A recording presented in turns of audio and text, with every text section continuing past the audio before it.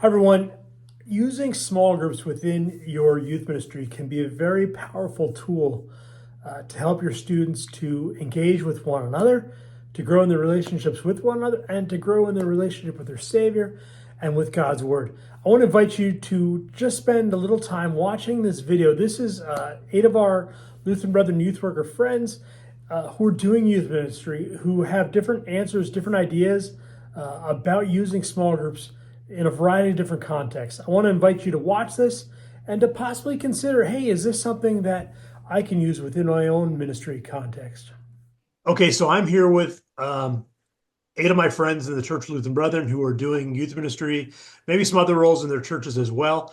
But I want to give an opportunity for each of them to just say a little bit about themselves, how long they've been at their church, what their role is in ministry. So I'll start with Josh. Yeah, my name is Josh Nice. I am the Student Ministries Director at Our Redeemer's Church in Minot, North Dakota. I've been in this role for a little over 3 years now. This is my home church, so I have history at this church. Let's go to Seth.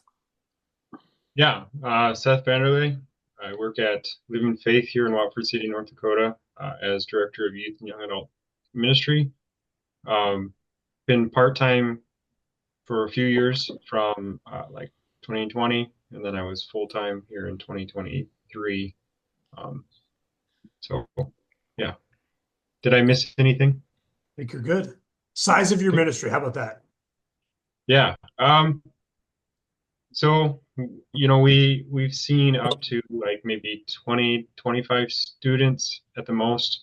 We're going through a pastoral transition right now, so it's actually quite a bit smaller. And just due to some restructuring because of our transition, I think we just don't see as much of the youth in this time. So yeah. Well, let's go to Julie next. Hi, I'm Julie. I'm the part-time youth director at Pilgrim in Menor, Ohio. I've been doing this for about 10 years now. Becca.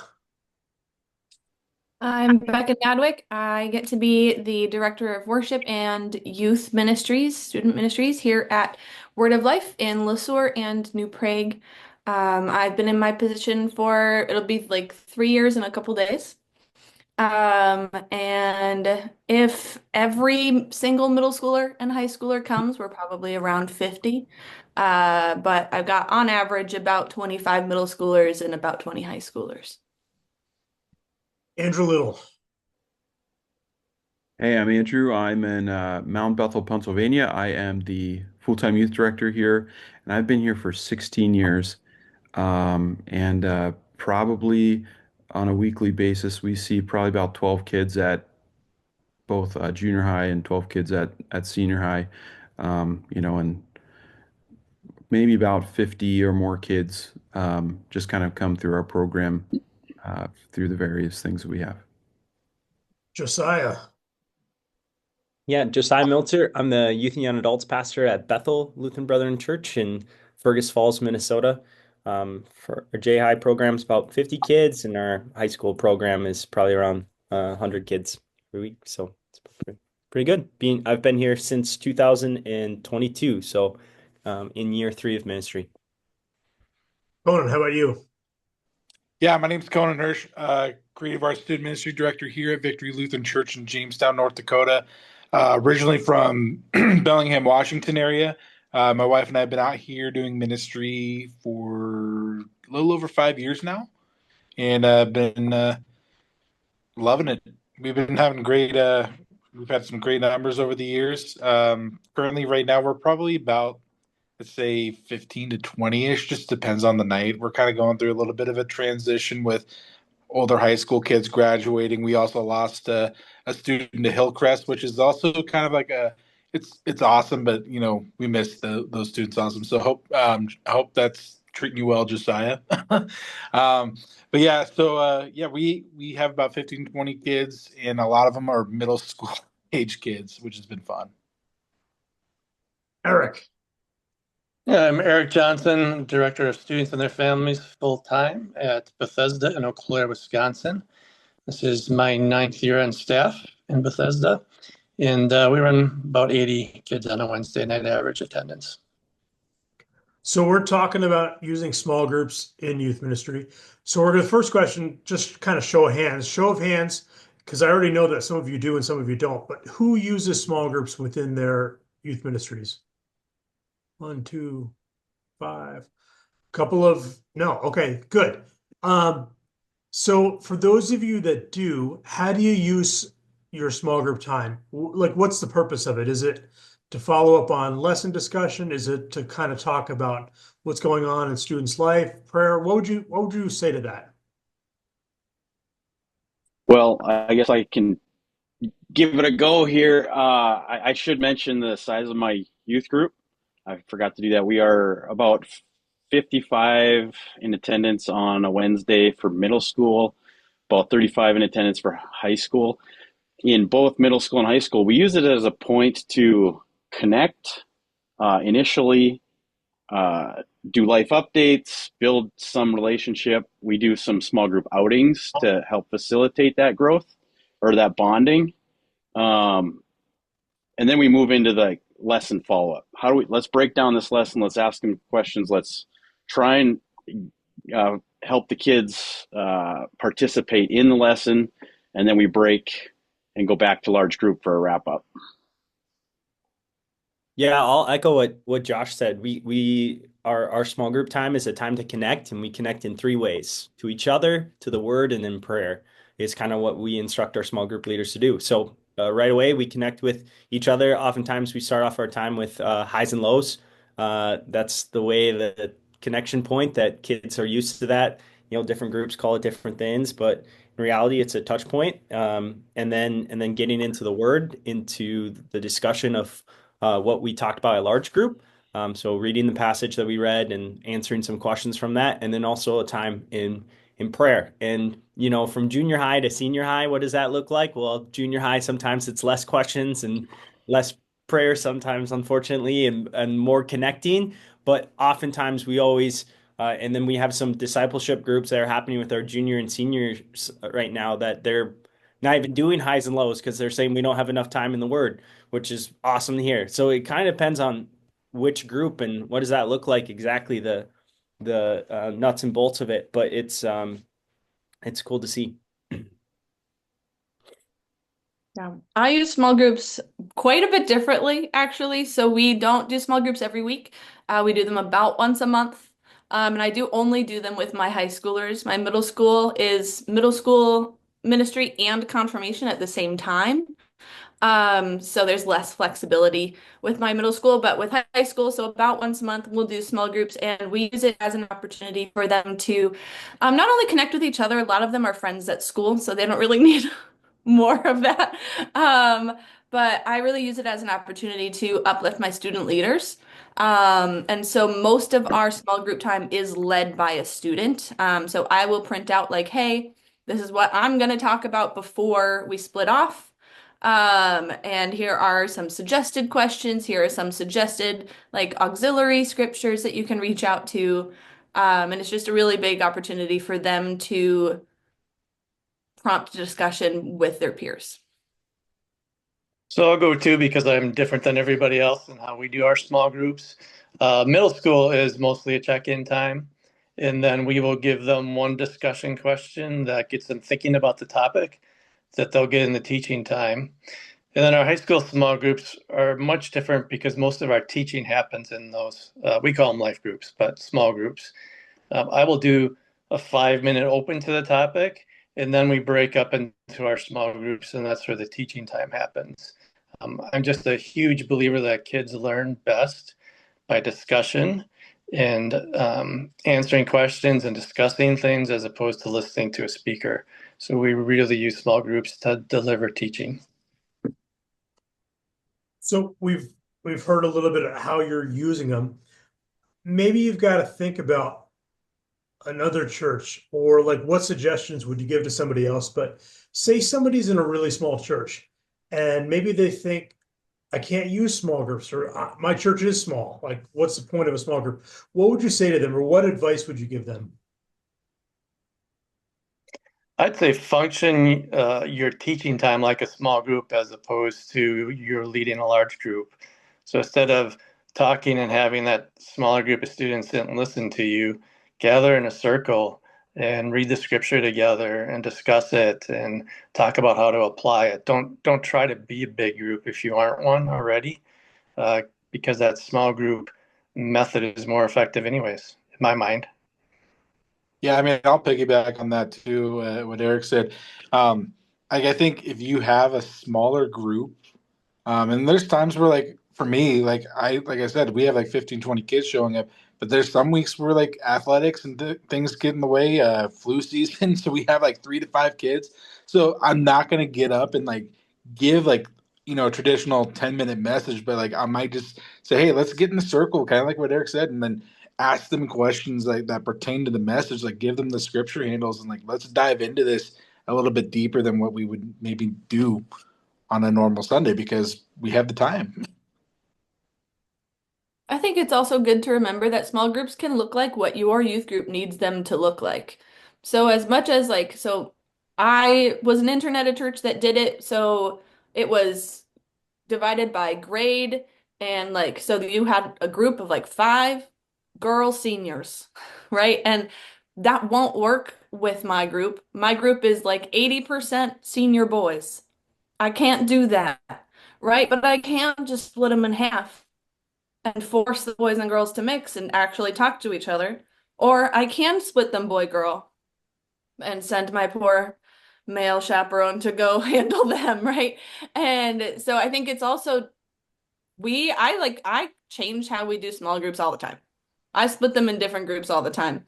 Partially because I think the connection part isn't really what we're going for with small groups. So again, it depends what you're doing in those small groups. But I think it's remembering that it's a tool for you to use, how it works for you.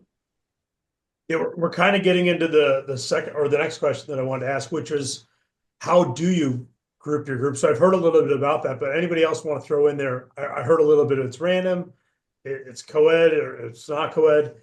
Anything you'd want to add in regards to that? Yeah, I have a lot to add on this topic. Okay, we've struggled hard.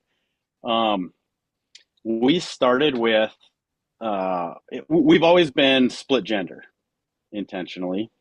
I could talk about why, but I really want to focus on how I split within those genders. We started by trying to mix friend groups. So instead of having this cluster of friends and that cluster of friends, we pulled some kids in just in the recognition like, hey, these kids have a lot to offer each other. They come from different different backgrounds. Um, let's get them together and help them grow in a relationship, kind of promoting whole youth group unity. For us, that did not work. So it was a great theory. Because we have the Christian school attached, there is a big divide between Christian school kids and non-Christian school kids. Which this is kind of going backwards of why it didn't work, but friends, in our context, they won't come unless they're with their buddy. So that's number one was a problem. We don't have a big pressure from parents saying, hey, you're going. So to get these kids together, we went best of both worlds, and our small groups are actually not as small as I want them to be. We have all the 9th grade girls together, all the 10th grade girls together, all the 8th grade boys together, because, they won't come generally without their friends, or I have to sit there and have a discussion every week on why you're not with your group of friends. But there ended up it kind of happened random where, okay, I had this group of mixed kids, and then, parent called and said, hey, my kid can't be in that group. They got to be in this group. Okay, that's a slippery slope. And eventually it's like, now this is a Christian school friend group, and those are non-Christian school friend groups. And I was getting this, there was just this big tension of, hey, we're being left out of all this stuff. And so we just have been back and forth on what's important, what's priority, and trying to wrestle with how do we do this the best. Thankfully, I mean, I think our largest group in high school is like 10 kids, which is chaos sometimes, but I think it's the best for our situation. How about on the? I had one thing to Oh, say about go ahead. Yeah. I hadn't thought of this, but something for like when we do, I guess, yeah, for us, it's more of like we call it our small group discussion times as, attached to the large group youth group time.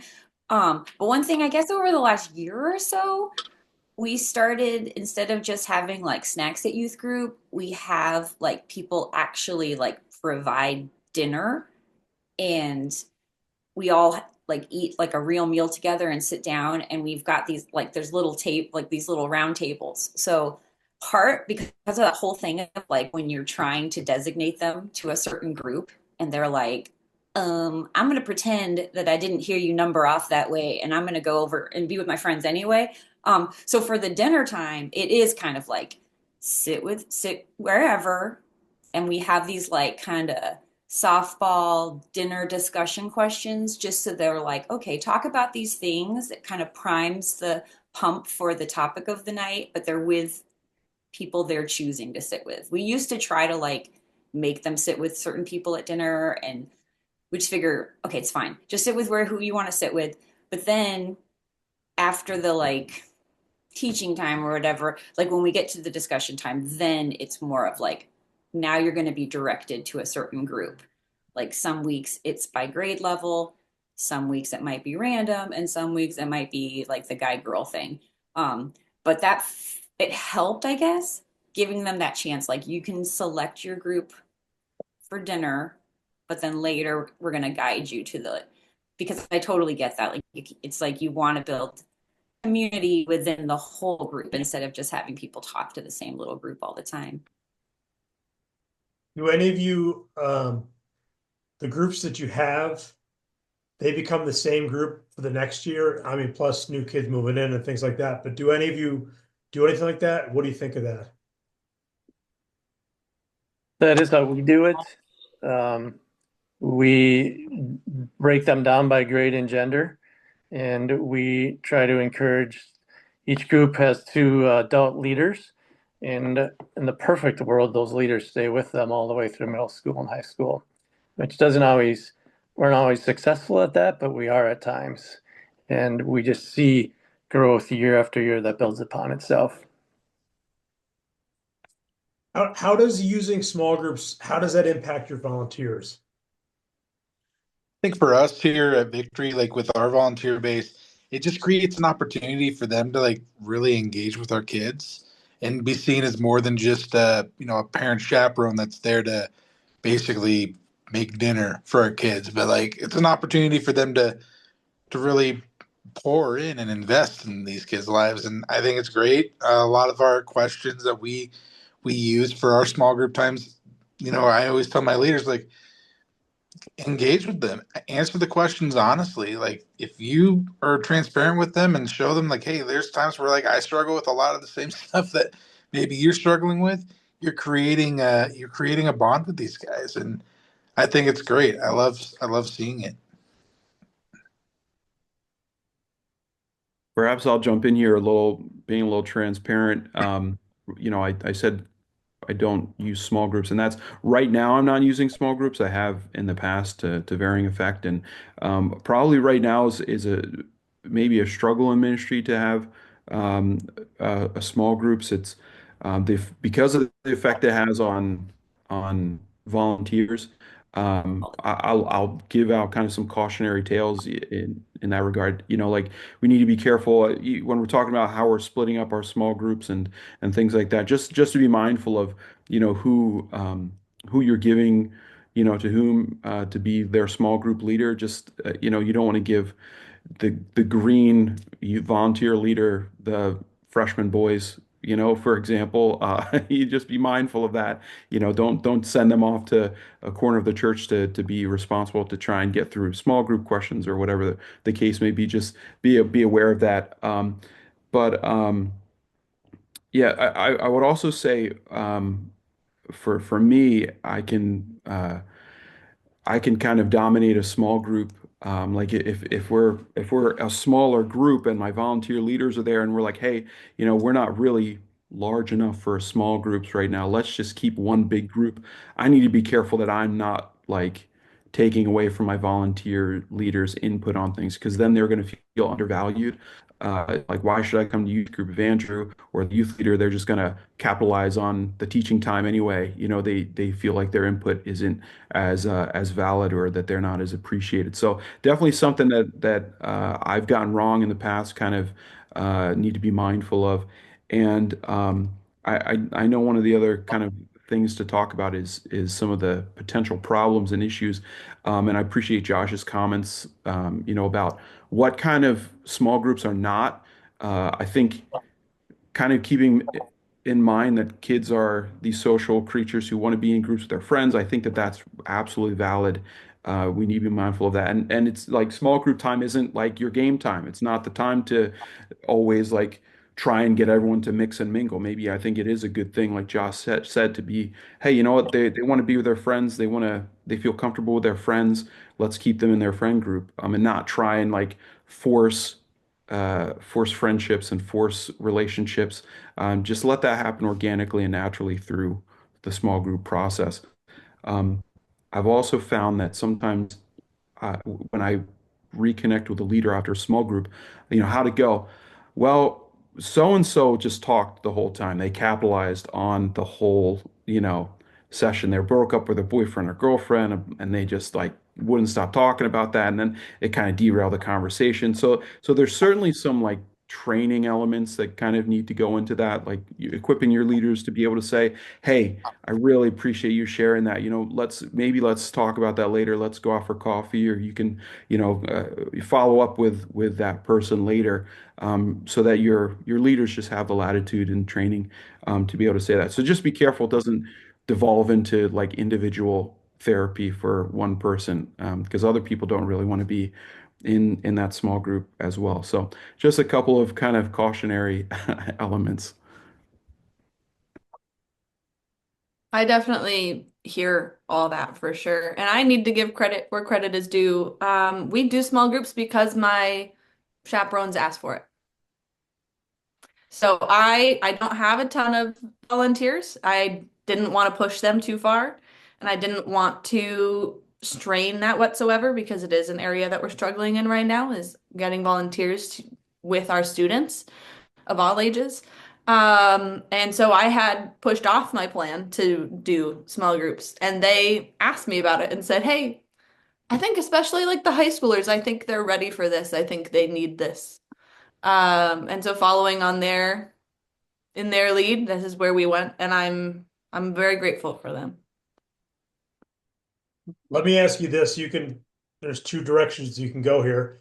I want to ask, what are either the wins that you're experiencing in small groups, or as you process all this, what are the risks? So you can go either direction there, but wins or risks?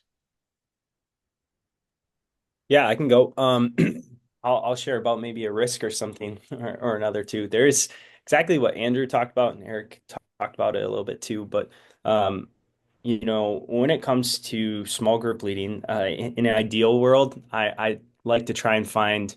We divide our group up by age and gender. I mean age and gender and their class that they're in. And in an ideal world, I try and find two adult leaders and a younger leader who, if there's a younger leader who's interested for each group. So there's that experience and also a younger person who oftentimes can relate to the students a little bit more.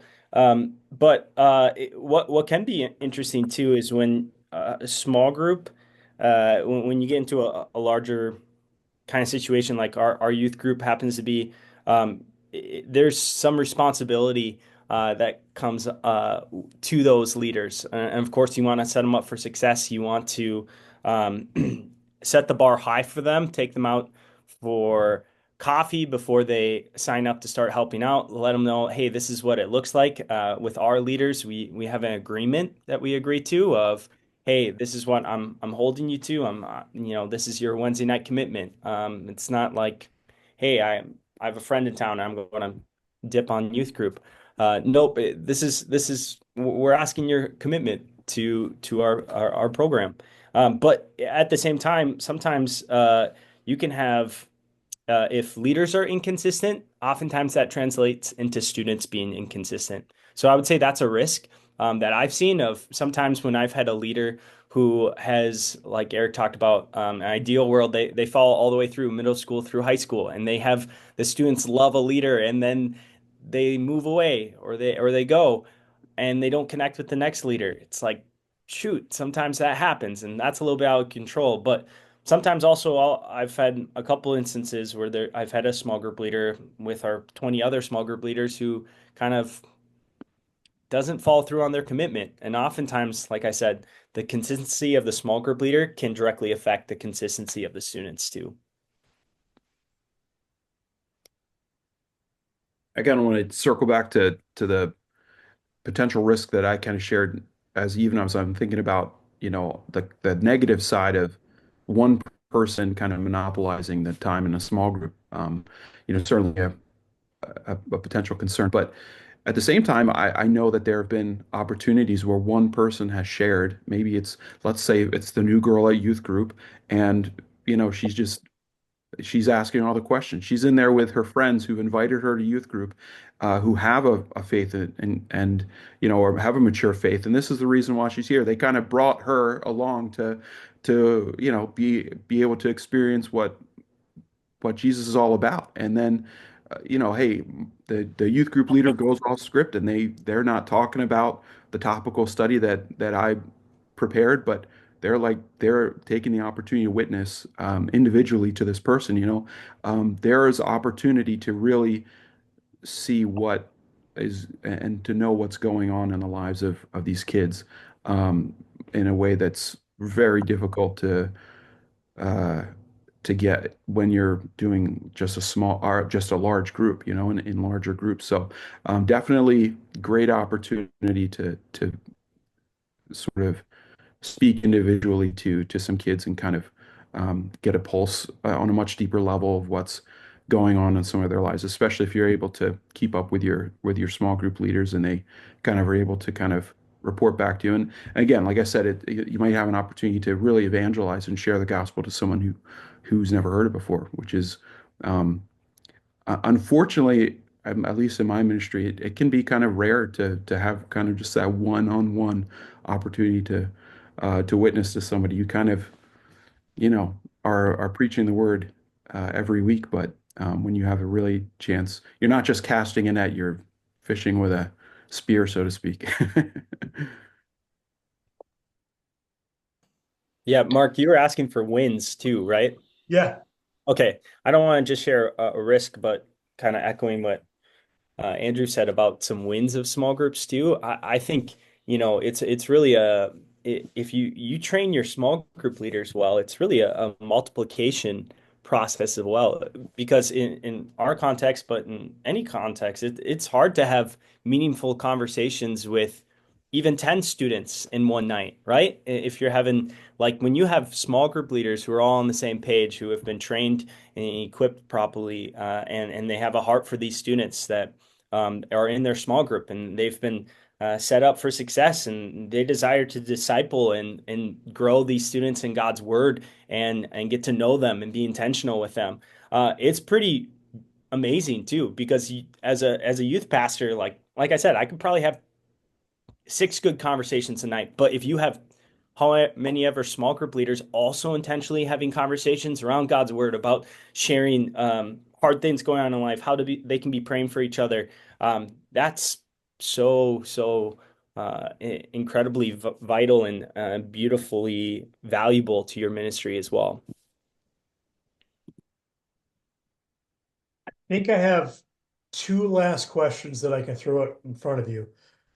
One is practically, are there any rules that you give to your students or your student leaders that help to guide them in their small group time? Yeah, I'll jump in here. One of the things that we talk about, like with our small group, at least with my guys for sure, just because they typically like to go a little bit deeper than per se our girls right now, because a lot of our girls are like sixth grade and seventh grade, so they're not quite there yet. But a lot of my guys, which are like eighth grade, and I got a couple freshmen, they like. There's times where like they'll come in and they kind of share some really deep stuff that they're struggling with. And so one of the rules that we kind of established first off is, guys, whatever we share here, like sometimes these guys are sharing things in confidence with us.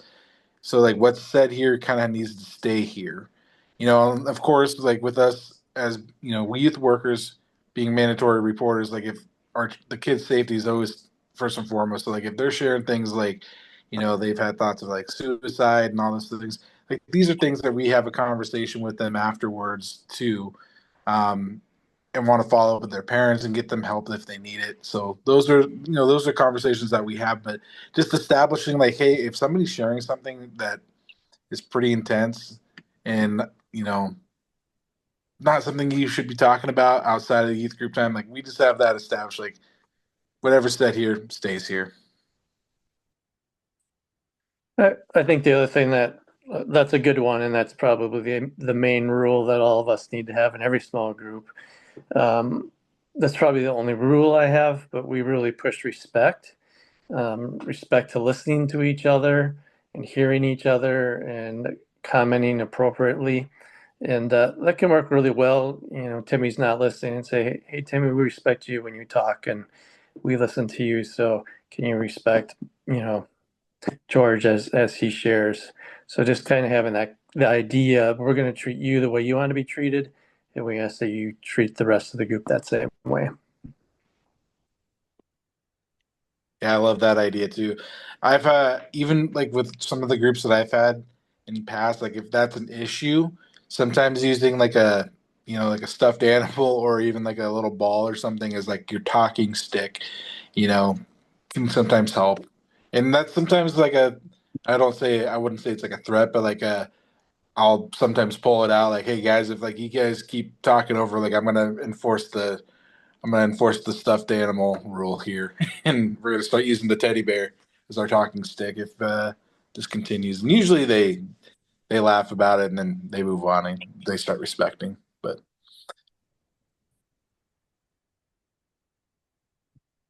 All right. Yeah, we start. I'm sorry. Go ahead.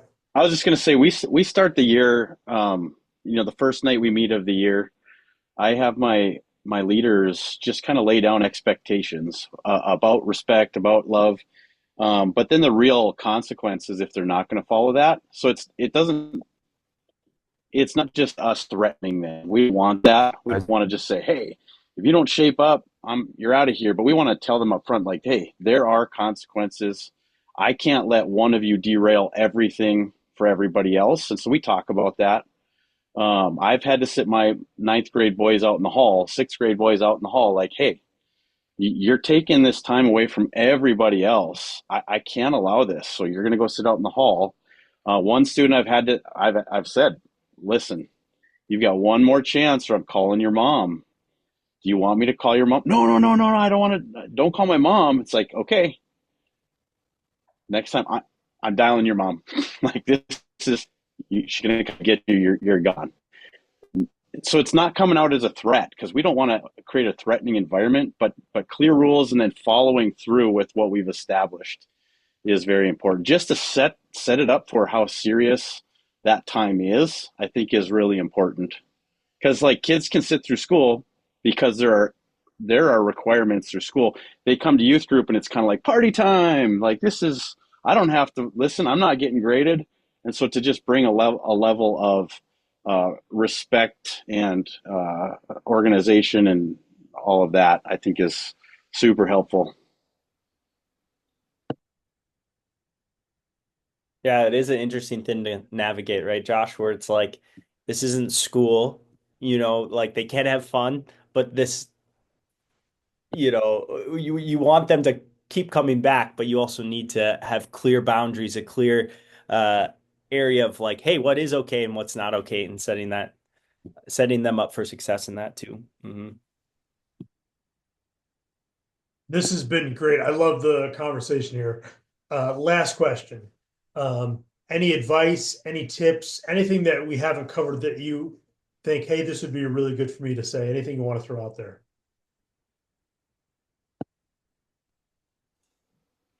I'm going to bring it back to something Becca said.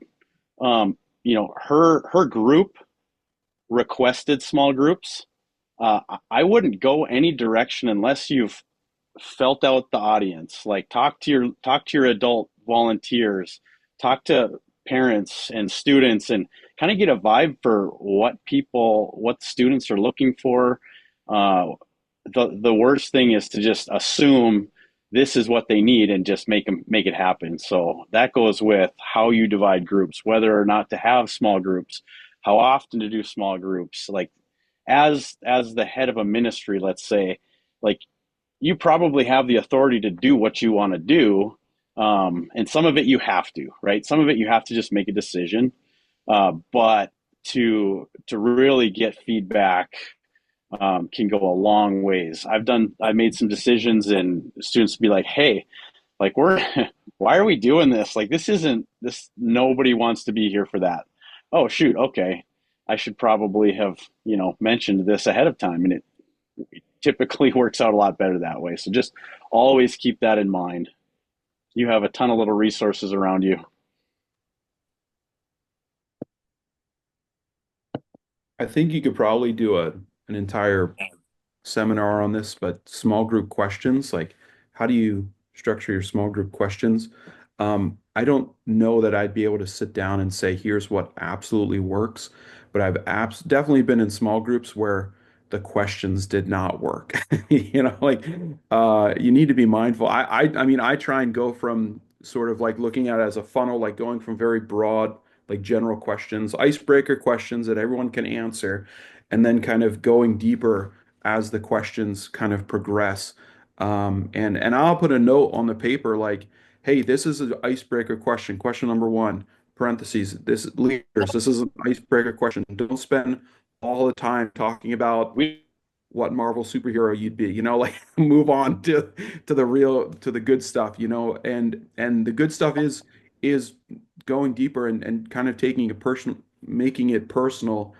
Even the way I structure, like I'll try and do pronouns that are like going from what we and us and what do people say and what do people think, and going down to, well, what about you? What does God say to you? And use kind of more personal pronouns in even in the questions, so that when they're asked from the small group leaders, that the students are engaging with it on a deeper personal level as the questions progress, as a small group progresses. I think that's really good.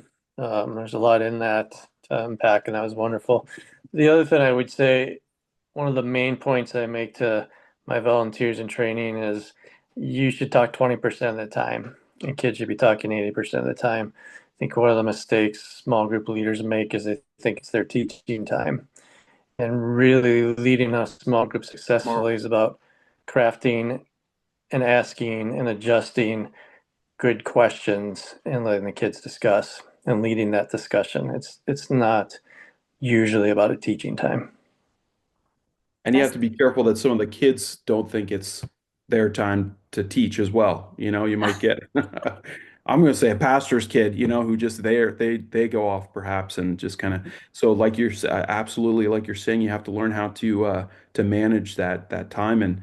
And I think there's even an art to like reorienting what a student may say and try and get at what it is they're trying to say. They may say the most off the wall thing. You're just like, that makes no sense. And on one hand, you could just dismiss it, but on the other hand, it might be valuable to try and get deeper and really understand what it is that person is trying to communicate that prompted them to say what they said in the first place. So you have to have some wisdom to kind of parse that out, what's valuable and worthwhile to pursue. Yeah, so true. And one other tip I would give when you have a student that talks too much is, one trick we use is we ask a question, then the next question I'd say, okay, we want to hear from 3 different people who haven't shared. So you don't give them the opportunity monopolize that. I know another person that does a timer coach. So they have a student who times, and you get 2 minutes to talk. I haven't done that, but that might be another interesting way to do it. But there's a lot of different tricks and tips and things you learn, dealing with difficult kids or kids who won't talk on the other side of the coin. And there's a lot you can do to solve those issues. Well, I'll say thank you to all of you guys. You guys, this was great. I hope our friends that watch this, I hope they take advantage of some of the ideas that they've heard. And thank you so much for doing this. So thank you all.